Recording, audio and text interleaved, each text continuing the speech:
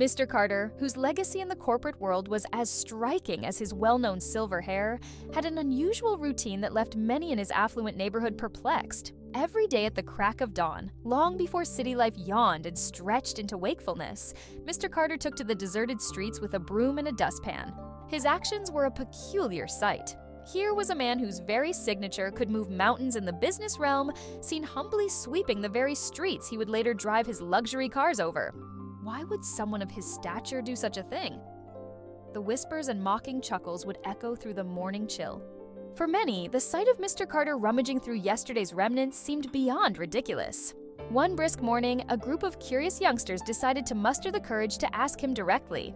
As he swept the street corners, meticulously collecting every piece of trash as if each were a precious gem, one young boy asked, "Mr. Carter, why do you clean the streets when you don't need to?" Mr. Carter paused, leaning on his broom, eyes crinkling thoughtfully.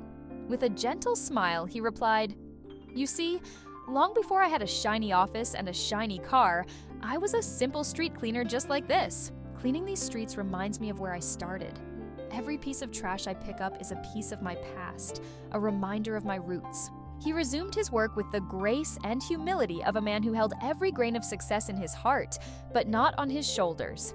His answer spread quietly through the town, more influential than any corporate deal he'd ever made. People ceased their laughter and began respecting the man who reminded them that wealth is not measured merely by the dollars in your bank account, but by the richness of your character. Mr. Carter's story left the moral imprint that true success embodies humility and a remembrance of one's beginnings.